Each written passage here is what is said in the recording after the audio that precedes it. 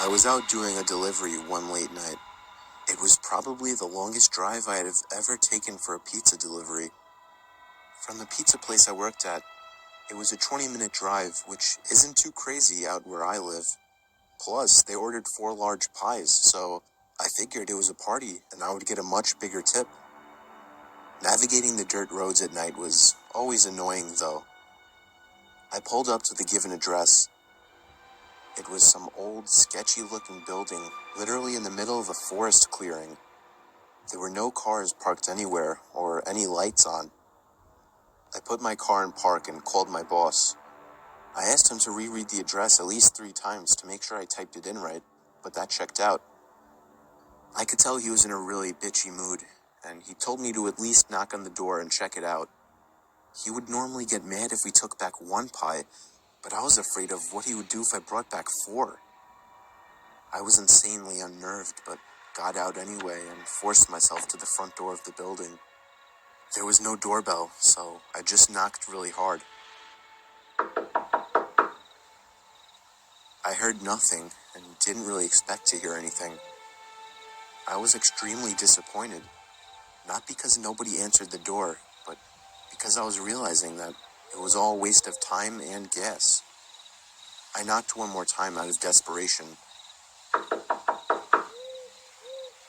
and then began to hear some kind of rustling noises from inside of the building.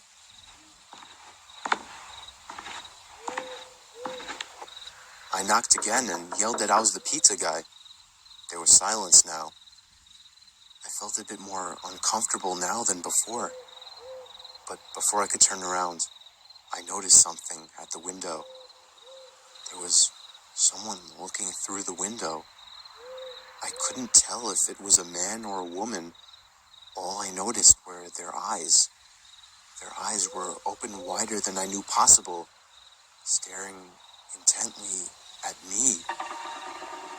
I was disturbed enough by this and dropped the pizzas and ran back to my car. The shitty thing wouldn't start until turning the key for the 3rd time.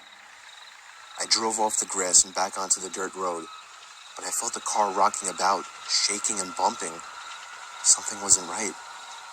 I didn't make it far from the building before I started hearing a sharp scraping sound coming from outside. There was so much resistance that I couldn't even drive. The car came to a stop. I got out of the car to check what the hell was wrong. A chill ran up my spine as I began to feel like my heart was constantly skipping beats. My tires had been slashed and had completely fallen off the rim. Not just the front, though. All 4 tires were slashed. I realized somebody did this when I was knocking on the door to that building.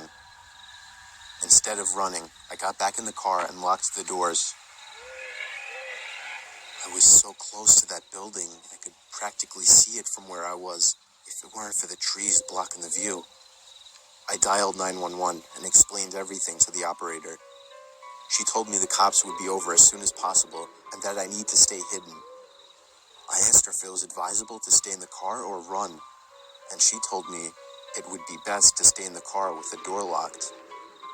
She asked me to stay on the line with her until the cops arrived. My whole body was shaking. In all directions, there was nothing but dark, seemingly endless forest. I knew it would take forever for the cops to get there. I was not comfortable with sitting in that car so close to whoever did this. The next part, though, is what utterly destroyed me. It still shakes me to this day, and I hope nobody ever has to experience this kind of fear.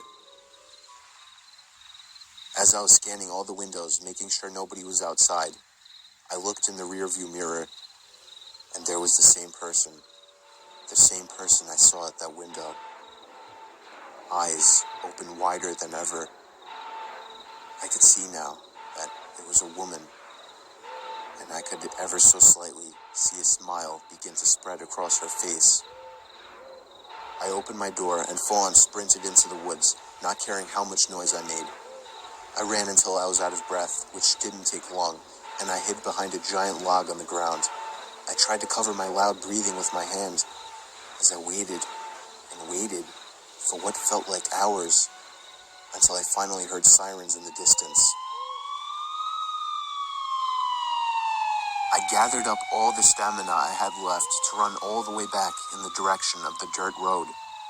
Eventually, the glowing red and blue lights came into view, and I had never felt better in my life. They were parked in front of my car, investigating with flashlights. I came out yelling at them like a lunatic to help me. I fell to the floor and started to gag, almost throwing up from running so much. They picked me up and began to question me, to which I explained everything to the best of my ability. One of the two cars drove over to the building, and the two officers began to search the building. They came back with nothing except for a couple of spiky objects. These objects were exactly the same as the ones used to slash my tires. The cops guessed that it was some kind of sick, demented couple, being that I saw the woman, but unfortunately they were never found, and that still kills me to this day.